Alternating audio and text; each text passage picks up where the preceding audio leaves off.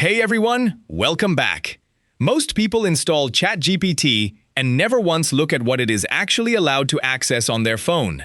Today I will show you exactly where that list is, how to turn each one on or off, and how to stop it using data in the background. So let's get straight into it. Swipe up to open your apps, tap the search bar, and type in ChatGPT.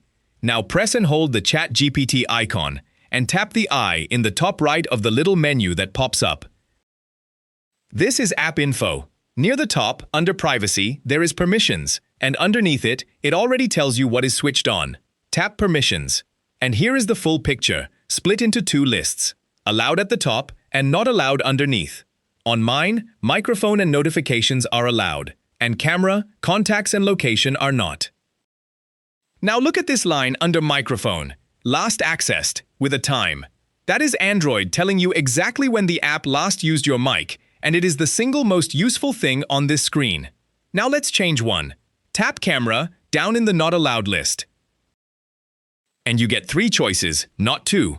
Allow only while using the app, which is the one you want. Ask every time, which prompts you on every single use. And don't allow. I will tap Allow only while using the app, and now go back. And there it is. Camera has moved up into the Allowed list. That is all there is to it, and you can flip any of them back the same way.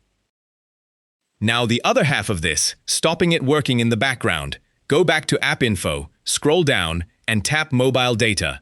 This shows what ChatGPT has used, and how much of that was in the background. Underneath there is a switch, Allow Background Data Usage. Turn that off, and ChatGPT can only use mobile data while you actually have it open. Great for saving data. Just remember, it means no notifications until you open the app. So let's recap. Swipe up, search for ChatGPT, press and hold the icon, and tap the I to open App Info.